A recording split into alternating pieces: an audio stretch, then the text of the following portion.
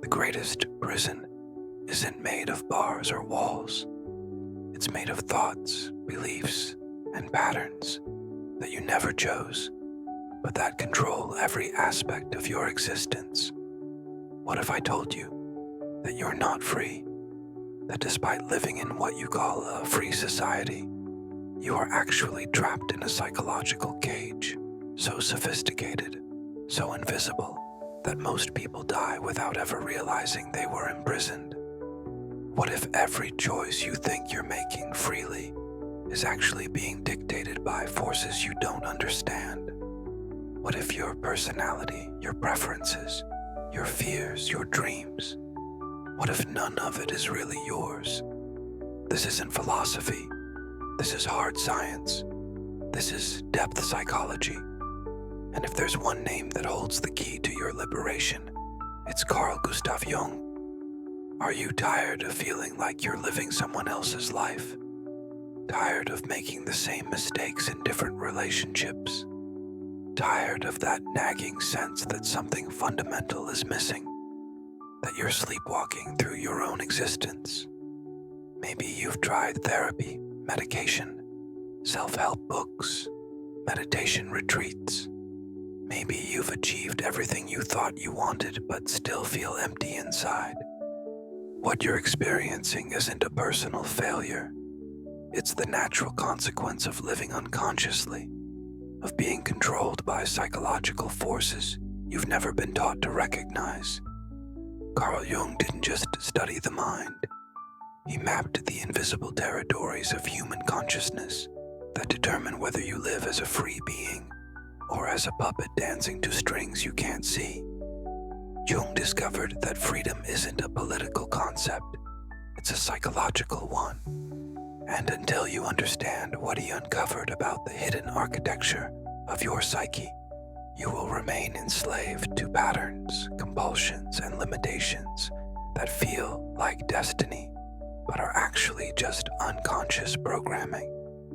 This video will show you exactly what's been controlling your life from the shadows. But I need to warn you, once you see these invisible chains, you can never unsee them. Once you understand how your mind really works, you'll realize that everything you thought you knew about yourself was just the tip of an enormous iceberg, and that realization will either liberate you or terrify you, possibly both.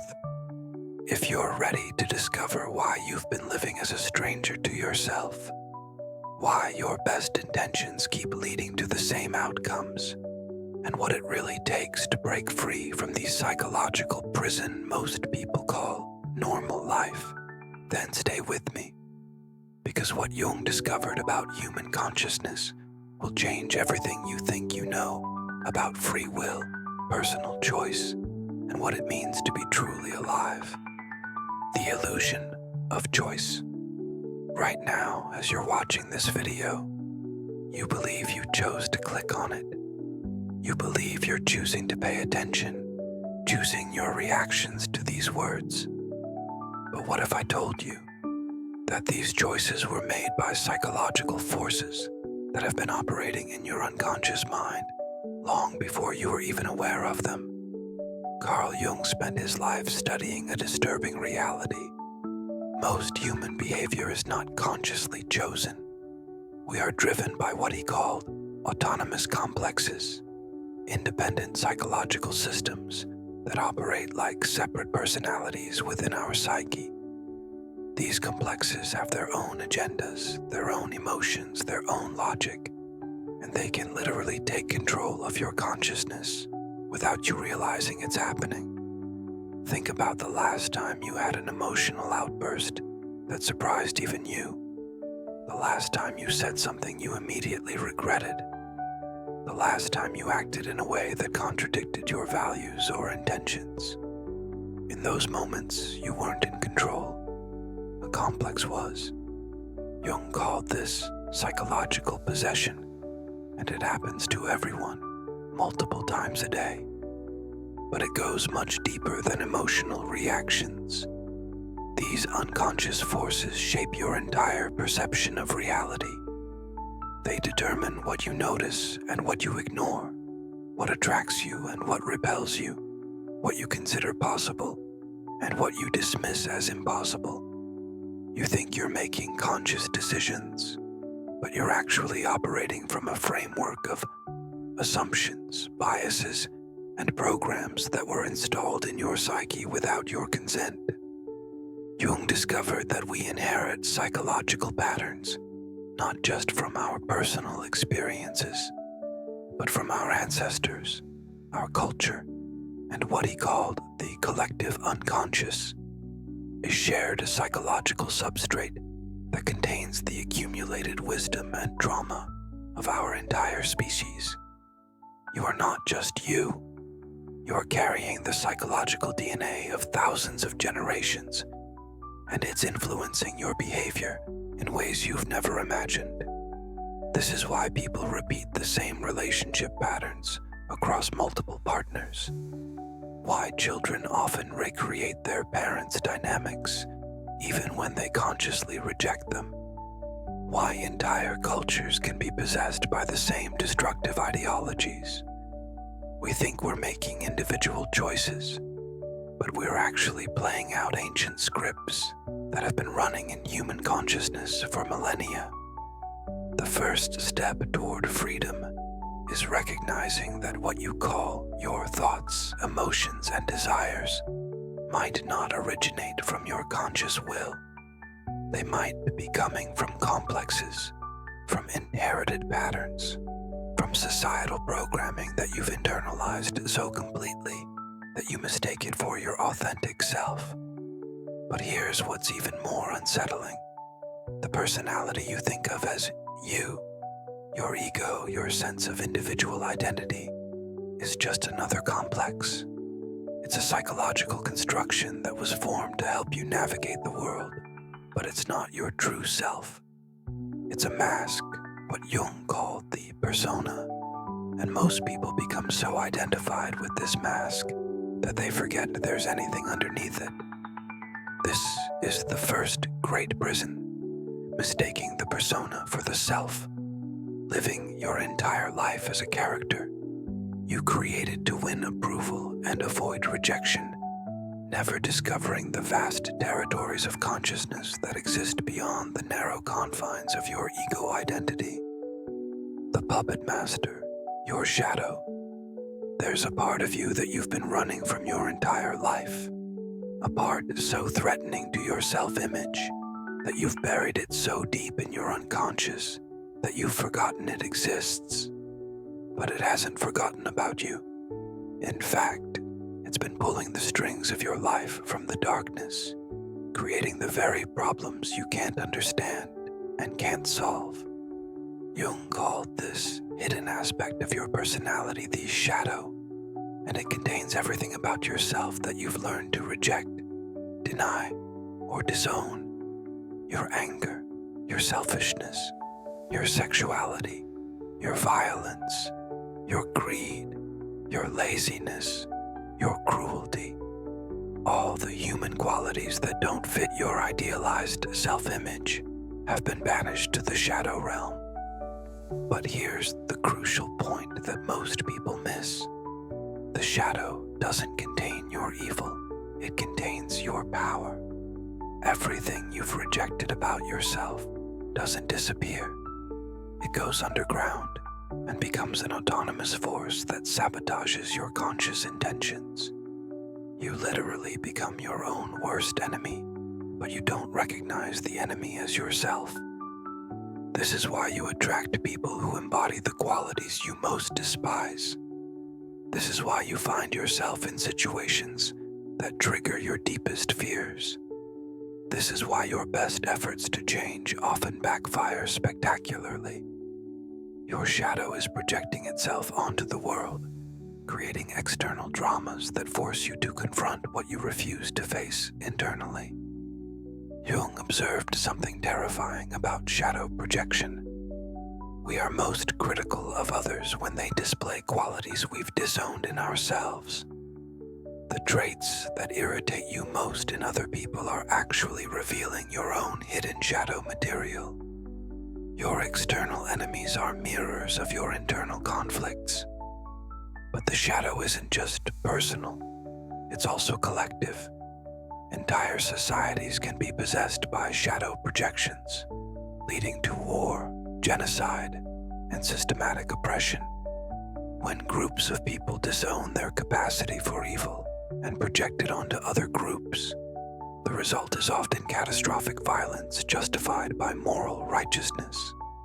The terrifying truth is that the more you try to be good, the more dangerous your shadow becomes. People who are convinced of their own moral superiority are often the ones capable of the greatest cruelty because they can't recognize their own capacity for evil. They become possessed by what Jung called the archetype of the righteous destroyer. This is why self-improvement often fails so dramatically. You can't improve yourself by rejecting parts of yourself. You can't become whole by remaining divided. You can't find peace by waging war against your own nature. The very effort to be perfect creates the imperfection you're trying to escape. Jung's radical insight was that freedom requires shadow integration, not the elimination of your dark side, but the conscious acceptance and integration of it. When you stop fighting against your shadow, it stops fighting against you. When you acknowledge your capacity for evil, you gain the power to choose good. When you accept your selfishness, you become capable of genuine generosity. But shadow work is dangerous. It requires confronting aspects of yourself that your ego finds absolutely unacceptable.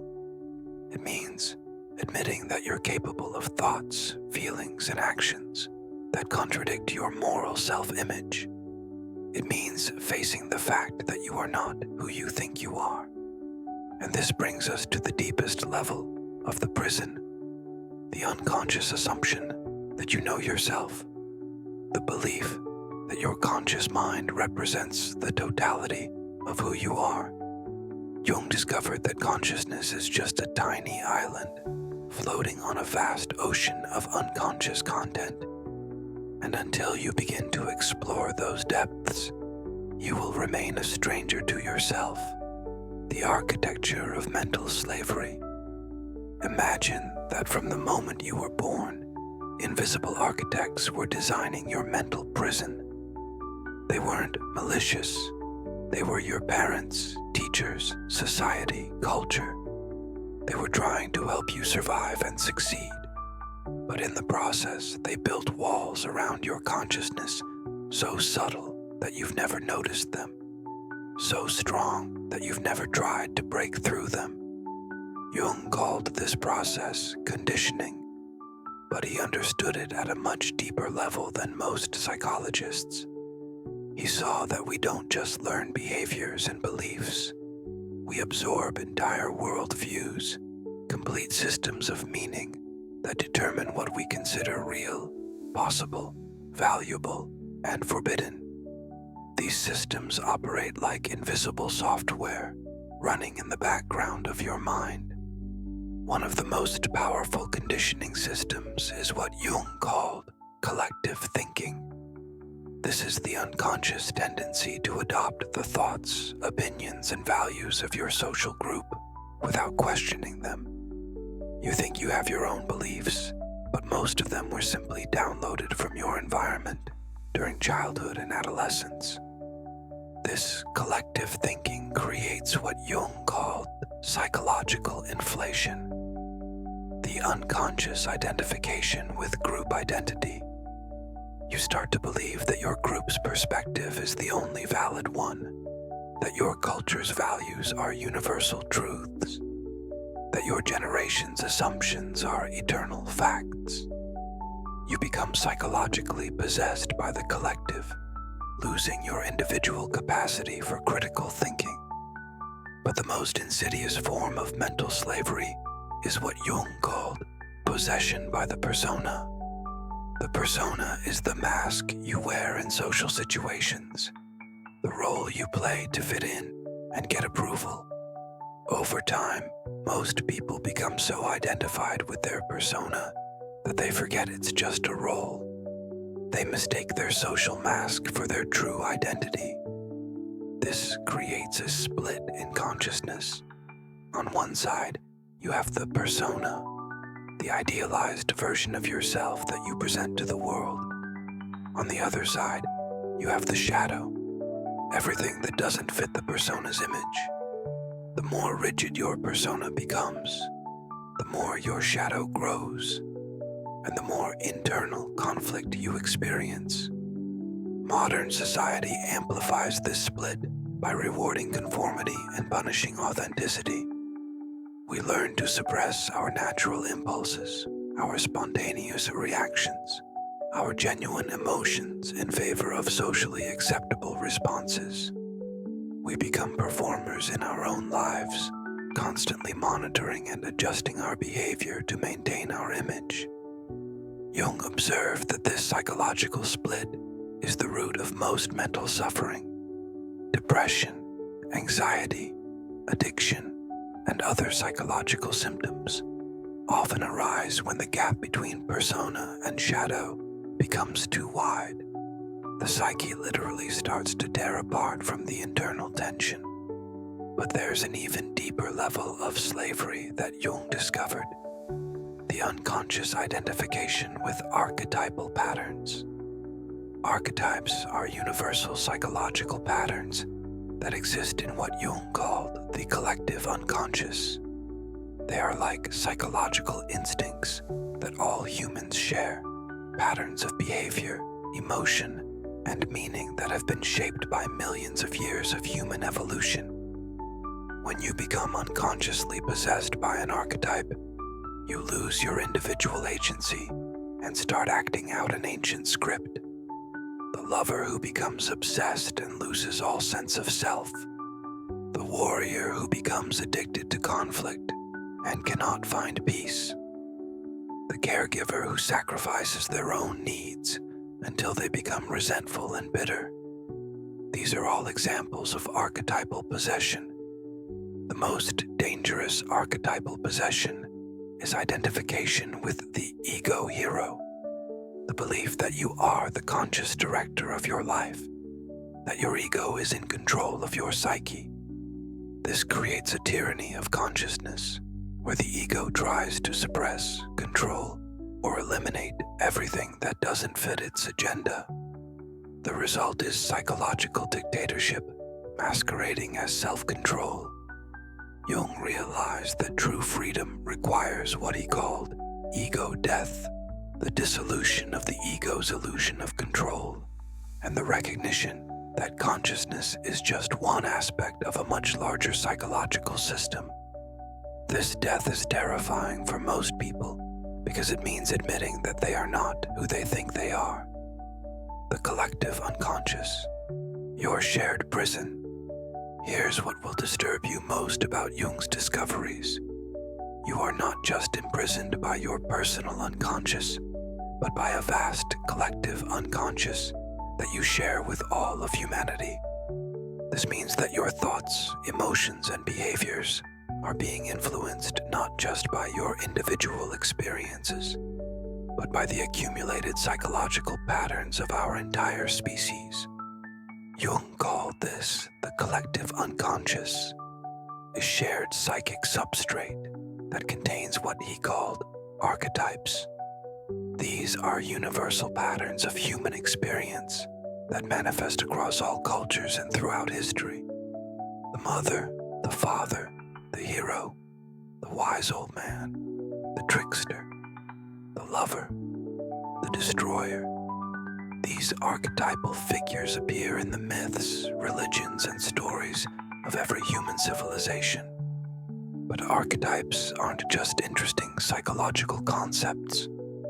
They are living forces that actively shape your behavior. When an archetype becomes activated in your psyche, it can literally take over your consciousness and make you act in ways that serve the archetype's agenda rather than your conscious intentions. Think about falling in love. One moment you're a rational, independent person with your own goals and interests. The next moment, you're completely obsessed with another person, willing to sacrifice everything for the relationship. What happened? You became possessed by the archetypal pattern of the lover. Your individual consciousness was temporarily hijacked by an ancient psychological program.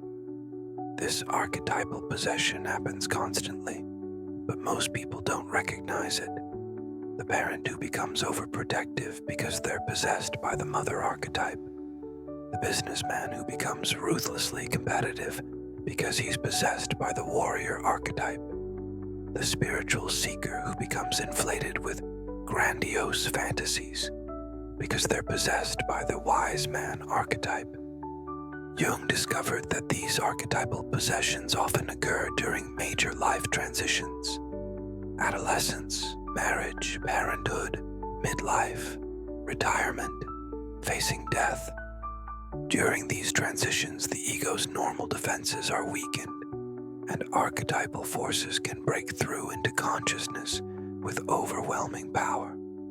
But here's what's even more disturbing.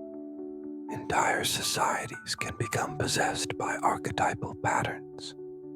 The collective shadow of a nation can be projected onto another group, leading to war and genocide. The mother archetype can possess a culture, leading to overprotective, suffocating social policies.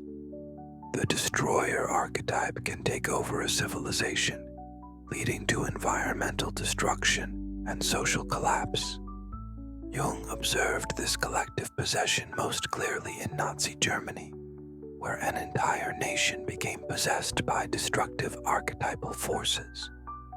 He saw how ordinary, decent people could become capable of unspeakable evil when caught up in collective archetypal possession. This taught him that no one is immune to these forces. They are part of the human condition.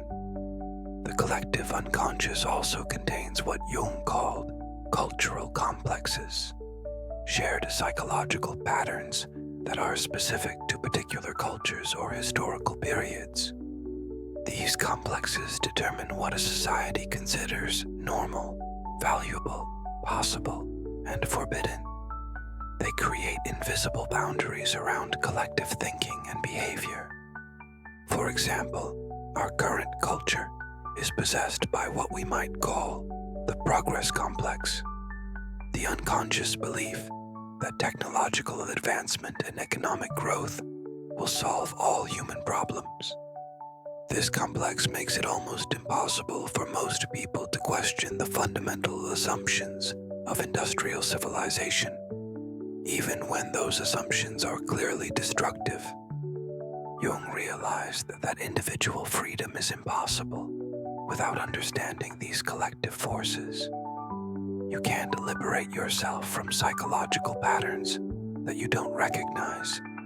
You can't make conscious choices about influences that remain unconscious. The first step toward freedom is recognizing the extent to which your consciousness is not your own. The persona prison, living as a false self. You wake up every morning and put on a mask. You probably don't think of it that way. You call it getting dressed, preparing for work, being professional, being social. But Jung understood that what you're really doing is constructing a false identity designed to win approval and avoid rejection. And over time, this false identity becomes a prison that traps you more completely than any external constraint. Jung called this mask the persona, the psychological role you play in social situations. The persona isn't necessarily bad. We all need social masks to function in different contexts. The problem arises when you become so identified with your persona that you forget there's a real person underneath it. This identification with the persona creates what Jung called persona inflation, the unconscious belief that you are the role you play. The doctor who can't relate to people outside of medical contexts. the parent who has no identity beyond their children, the spiritual teacher who becomes convinced of their own enlightenment. These are all examples of persona possession. But persona identification goes even deeper than professional or social roles. It includes the entire psychological framework you've constructed to navigate life. Your personality, your values, your preferences, your goals.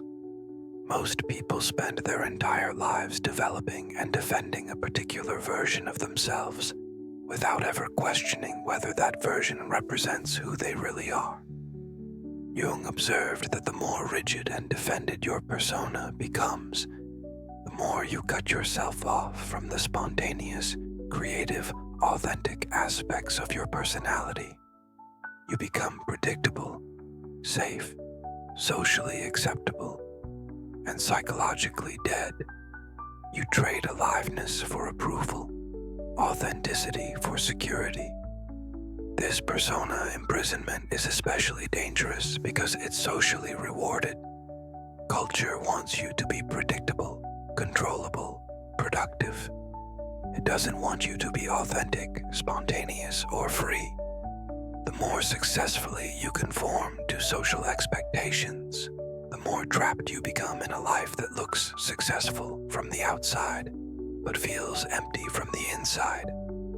The persona prison is maintained by what Jung called social anxiety, the fear of being rejected, judged, or excluded if you show your authentic self. This anxiety keeps you constantly monitoring and adjusting your behavior to maintain social approval. You become a performer in your own life, never allowing yourself to be genuinely seen. But Jung discovered something even more disturbing. The persona isn't just a mask you wear. It actively suppresses and distorts your authentic impulses. It doesn't just hide who you are. It prevents you from knowing who you are.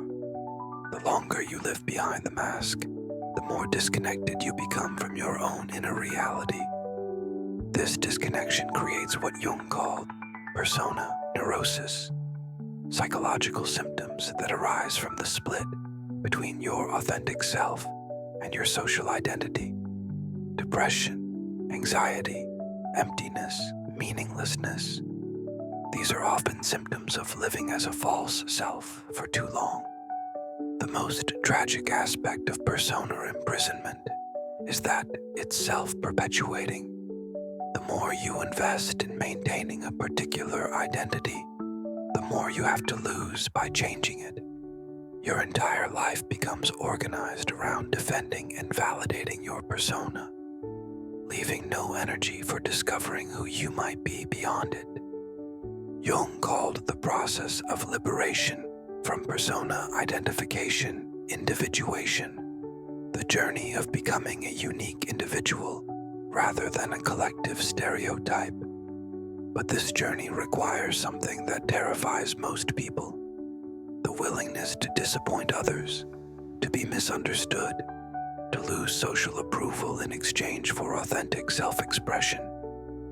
The inner tyrant, how your mind enslaves itself. There's a voice in your head that never stops talking.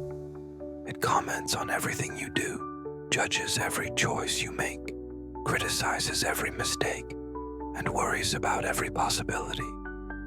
Most people think this voice is them, their thoughts, their inner wisdom, their rational mind. But Jung discovered something disturbing. This voice is often your inner tyrant, a psychological dictator that has taken control of your consciousness. Jung called this inner tyrant the superego when it was punitive, or sometimes simply the inner critic. But he understood it at a deeper level than most psychologists. He saw that this voice isn't just internalized criticism from parents or society. It's an autonomous psychological complex that operates according to its own agenda, often in direct opposition to your well-being. This inner tyrant maintains control through a sophisticated system of psychological terrorism. It threatens you with catastrophic consequences if you step outside certain boundaries. It convinces you that you're not good enough, smart enough, worthy enough to pursue your authentic desires. It keeps you trapped in safe, predictable patterns by making you afraid of what might happen if you change. The most insidious aspect of this inner tyranny is that it masquerades as protection. The inner critic claims to be keeping you safe from failure, rejection, or harm. But Jung understood that this protection is actually a form of psychological paralysis. The voice that claims to be saving you from danger is actually preventing you from living. This inner tyrant is particularly active around anything that threatens your established identity. When you consider making a significant change, leaving a job, ending a relationship, pursuing a creative passion, the inner critic immediately activates, flooding your consciousness with doubts, fears, and rational-sounding arguments for why change is dangerous or impossible. Jung observed that many people become so dominated by this inner voice that they lose the ability to distinguish between their authentic thoughts and the tyrannical commentary running in their heads. They think the inner critic's voice is their own wisdom, when it's actually a psychological prison guard keeping them confined to familiar patterns. But the inner tyrant doesn't work alone. It's supported by what Jung called psychological defenses, unconscious mechanisms that protect the ego from information that might threaten its stability. Denial, projection, rationalization, intellectualization. These defenses work together to maintain the illusion that your current way of being is the only possible way. These defenses are particularly active around anything that challenges your core beliefs about yourself and reality. When you encounter information that contradicts your worldview, your defenses immediately activate to dismiss, distort, or deflect the challenging material. This keeps you trapped in a closed system of self-confirming beliefs. Jung realized that true freedom requires what he called ego death, the dissolution of the tyrannical aspects of the ego and the development of what he called the self, a deeper center of consciousness that is not identified with any particular role, belief, or identity. But ego death is terrifying because it means letting go of everything you think you know about yourself. It means admitting that your thoughts might not be true, your beliefs might be wrong, your identity might be an illusion. Most people will choose familiar suffering over this kind of radical uncertainty. The inner tyrant maintains its power by convincing you that without its control, you would be chaotic, destructive, or lost. But Jung discovered the opposite. When you release the ego's desperate need for control, you discover that there is a deeper wisdom within you that can guide your life far more effectively than your anxious, controlling mind. The freedom formula, Jung's path to liberation. After spending decades mapping the invisible prisons of human consciousness, Jung developed what might be the most radical formula for psychological freedom ever discovered. It's not what most people expect. It's not about positive thinking, goal setting, or self-improvement. It's about something far more fundamental and far more dangerous, the complete transformation of your relationship with your own mind. Jung's path to freedom begins with what he called conscious suffering, the willingness to fully experience the psychological pain that comes from recognizing how unconscious you've been. Most people spend enormous energy avoiding this kind of suffering, but Jung discovered that it's the doorway to liberation.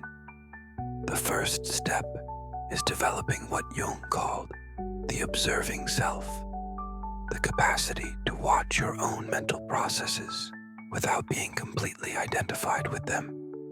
This means learning to see your thoughts, emotions, and reactions as psychological phenomena rather than absolute truths. It's the beginning of psychological freedom, but observation alone isn't enough. Jung insisted that freedom requires what he called active imagination, a process of consciously engaging with unconscious material through dialogue, visualization, art, or other creative methods. This allows you to develop a relationship with the unconscious rather than being unconsciously controlled by it. The most crucial element of Jung's freedom formula is shadow integration, the conscious acceptance and assimilation of everything you've rejected about yourself. This isn't about acting on every impulse or abandoning all moral standards. It's about ending the internal war between different aspects of your personality. Jung discovered that when you stop fighting against your shadow, you gain access to enormous amounts of psychological energy that were previously trapped in internal conflict. This energy becomes available for creative expression, authentic relationships, and meaningful work. Shadow integration literally expands your capacity for life. But perhaps the most radical aspect of Jung's approach is what he called individuation, the process of becoming a unique individual rather than a collective stereotype. This requires the courage to disappoint others, to live according to your own inner truth rather than external expectations. Individuation is not self-improvement, it's self-discovery. It's not about becoming a better version of who you think you should be. It's about discovering who you actually are beneath all the conditioning, programming, and social expectations. This discovery often reveals that you are far more complex, creative, and powerful than you ever imagined. Jung warned that individuation is a lonely path because it requires you to step outside the collective consensus about reality. You can't individuate and remain completely acceptable to everyone around you. True freedom always comes at the cost of social approval. The final element of Jung's freedom formula is what he called transcendent function, the development of a conscious relationship between the ego and the unconscious. This creates a new center of consciousness that is neither inflated nor deflated, neither grandiose nor self-deprecating. It's a state of psychological balance that allows for authentic self-expression. But Jung emphasized that this freedom is not a destination, it's a way of being. It requires constant vigilance against unconsciousness, constant willingness to face new aspects of your shadow, constant commitment to growth and change. It's not a problem to be solved, but a life to be lived. The most important thing to understand about Jung's approach is that it's not therapy in the conventional sense. It's not about fixing what's wrong with you. It's about discovering what's right with you that you've never been allowed to express. It's about liberation, not repair. The choice point, your moment of truth. Right now, as these words reach your consciousness, you are standing at the most important crossroads of your life. Not because this video has magical powers, but because consciousness is always the moment of choice. Once you see the invisible chains that have been controlling your life, you can never unsee them. Once you understand the psychological forces that have been pulling your strings, you face an unavoidable decision. You can choose to go back to sleep. You can dismiss these ideas as too complex, too disturbing, too impractical for your current life situation. You can return to the comfortable illusion that you are free, that your choices are your own, that your consciousness belongs to you. This choice has its benefits.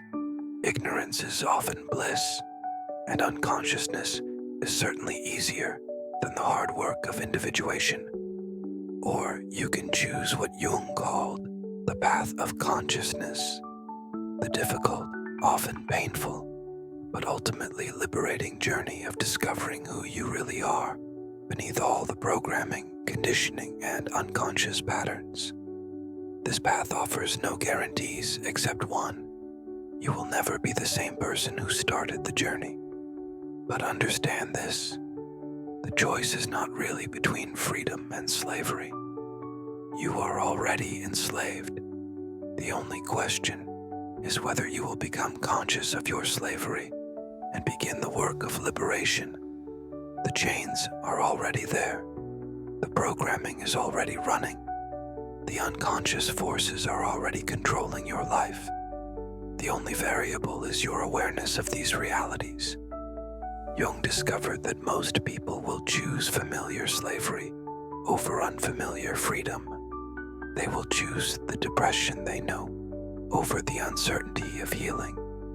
They will choose the relationships that drain them over the risk of solitude. They will choose careers that slowly kill their souls over the terror of pursuing work that might actually fulfill them. This choice is understandable.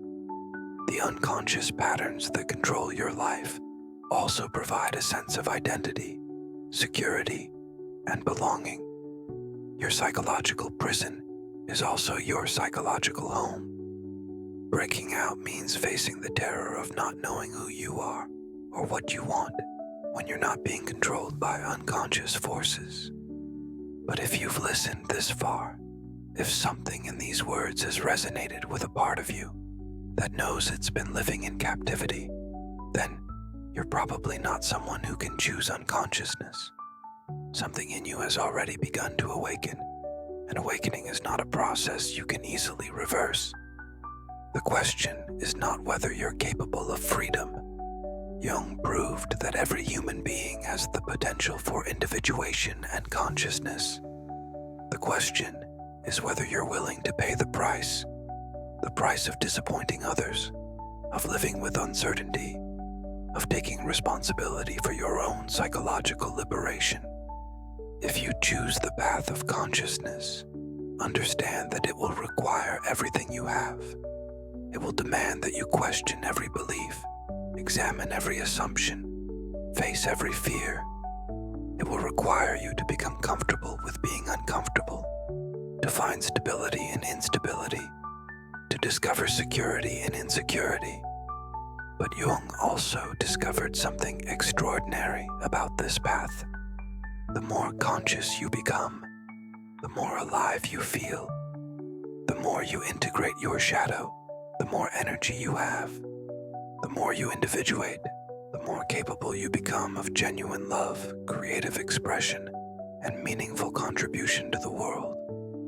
The people who complete Jung's journey of individuation don't become perfect, they become whole. They don't eliminate their capacity for darkness, they integrate it consciously. They don't transcend their humanity, they embrace it completely. And in doing so, they discover a kind of freedom that most people never even imagined possible. So I'll leave you with the question that Jung posed to every patient who entered his office. The question that cuts through all complexity and gets to the heart of human existence. Are you willing to know yourself? Are you willing to face everything you've been avoiding? Are you willing to live as a conscious being rather than an unconscious machine? Your answer to this question will determine not just the quality of your life, but the very nature of your existence. Because there are only two ways to live, consciously or unconsciously, as a free being or as a slave to psychological forces you don't understand. The choice, as always, is yours. But now, at least, you know what you're choosing between. If this video has awakened something in you, if you recognize yourself in these patterns of unconsciousness, if you feel ready to begin the journey toward psychological freedom, then share your thoughts in the comments below. What aspect of your unconscious programming do you most need to examine? What psychological pattern are you most ready to break free from? Because this journey, while ultimately solitary, doesn't have to be lonely. We need witnesses to our becoming, companions for the path, people who understand that the most important revolution happens not in the world, but in the individual consciousness that chooses to wake up. And if you're ready to go deeper, to explore the practical tools and techniques for implementing Jung's insights in your daily life, then make sure to watch the next video, because understanding these concepts intellectually is just the beginning. The real work is in applying them to transform your actual experience of being alive. The door to freedom is open. The question is whether you'll walk through it.